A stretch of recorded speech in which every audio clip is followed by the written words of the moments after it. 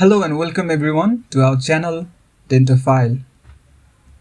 And in this video, we're going to discuss about a pre-malignant condition, oral submucous fibrosis or OSMF.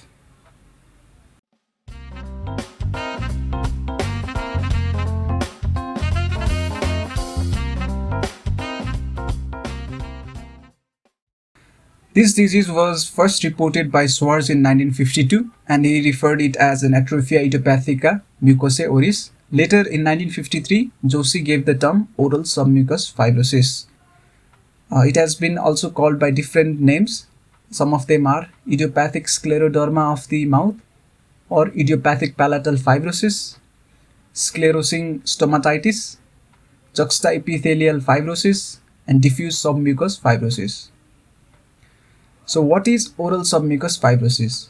It is a chronic, progressive, scarring and a high-risk precancerous conditions of the oral cavity that is associated with chronic betel nut or areca nut chewing habit. The precancerous nature was first postulated by Paymaster, who described slow-growing squamous cell carcinoma in about 1/3 of the cases of OSMF. That is, in every 3 cases of the OSMF, 1 developed into the squamous cell carcinoma. So out of all the pre-malignant condition, it has the highest rate of malignant transformation, that is about 13 to 15% of the cases. It is mainly seen in Southeast Asian populations and between the age group of 16 to 35 years, that is in adolescents and adults. So the comprehensive definition of the oral submucous fibrosis was given by Pinberg and Sirsat. It includes the clinical features, histological features. So it was defined as an insidious chronic disease affecting any part of the oral cavity and sometimes the pharynx, although occasionally it is preceded by and or associated with vesicle formation. It is always associated with juxtaepithelial inflammatory reaction followed by a fibroelastic change of the lamina propria with epithelial atrophy, leading to the stiffness of the mucosa and causing trismus and inability to eat. So what really causes oral submucous fibrosis or OSMF? The etiology of the OSMF can be enlisted as areca nut habit, chilies, immunologic and collagen disorders, genetic predispositions, nutritional disorders like vitamin deficiencies and iron deficiencies, tobacco or line habits. So the pathogenesis can be described in simple form as 2 processes, that is increased collagen synthesis and the other is the decreased collagen degradation. So the detail about the pathogenesis has been described in another video. So the link is given in the description. Now moving on to the classification of OSMF. Over the period of time, different classifications have been postulated. So all these classifications are categorized into 3 types based on clinical features, based on histological features, and based on clinical and histological features. Based on clinical features, following classifications have been given, out of which Pinberg JJ's classifications of 1989 and the Lai Diaz et al. Classifications of 1995 will be discussed in this video.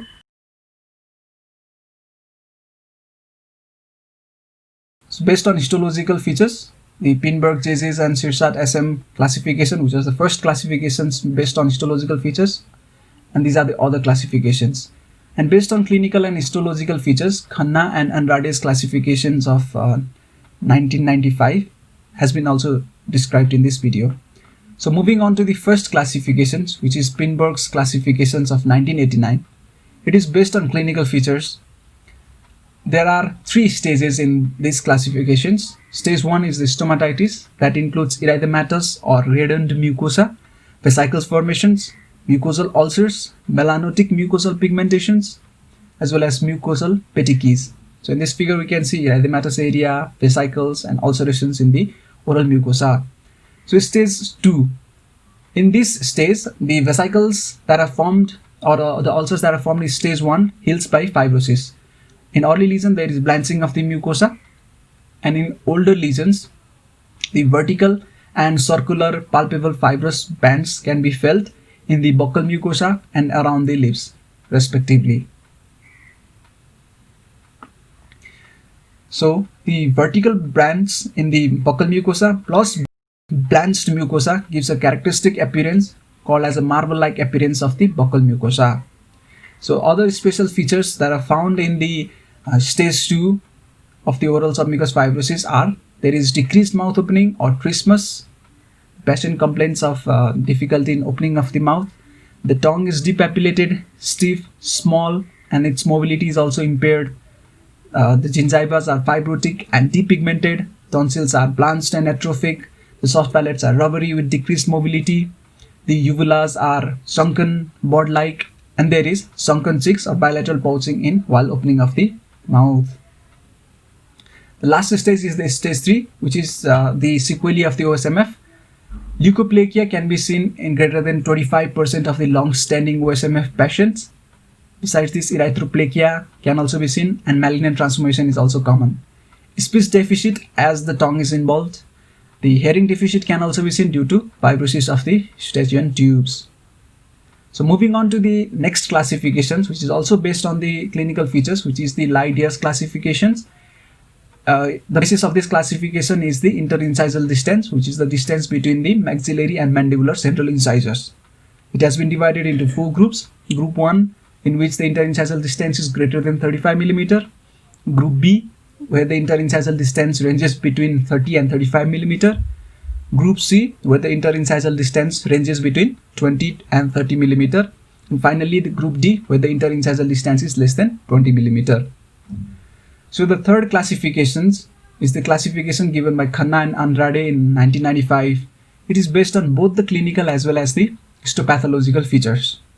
This classification was developed primarily for the surgical management of the OSMF patients, and it has 4 groups under it. The histopathological features about the OSMF can be better understood in these classifications by knowing the basis of the classification. So the histological classification is based upon amount and nature of the subepithelial collagen, the physical state of the collagen, and overall fibroblastic response, whether the fibroblastic response is strong or weak, whether there is presence or absence of the edemas, the state of the blood vessels, whether it is congested and dilated or constricted and obliterated, and predominant cell type, whether it is acute inflammatory cell type or chronic inflammatory cell type.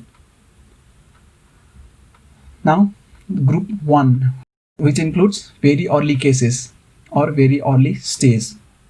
The clinical features in very early cases includes burning sensations in mouth while consuming hot and spicy food.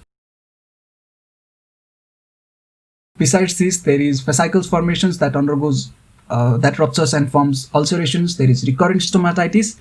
However, the mouth opening is normal. And regarding the histological features in the very early cases, the collagen fibers are arranged in fine fibril network that are interspersed with marked edema. The blood vessels are dilated and congested. The fibroblasts are young with abundant cytoplasm. They form the large aggregates. Inflammatory cells are mainly of the acute inflammation type, that is neutrophils mainly, with few eosinophils. Epithelium is normal. There is no change in the epithelium in group 1. The next is the group 2 or early cases or early stages. The clinical features that can be seen in early cases are as follows. The buccal mucosa now appears mottled and it is marble-like. There is widespread seeds of the fibrosis that is palpable. The interincisal distance decreases, ranges between 26 to 35 mm. Regarding the histological features of the early cases, there is hyalinization in the juxtaepithelial regions, that is close to the epithelium.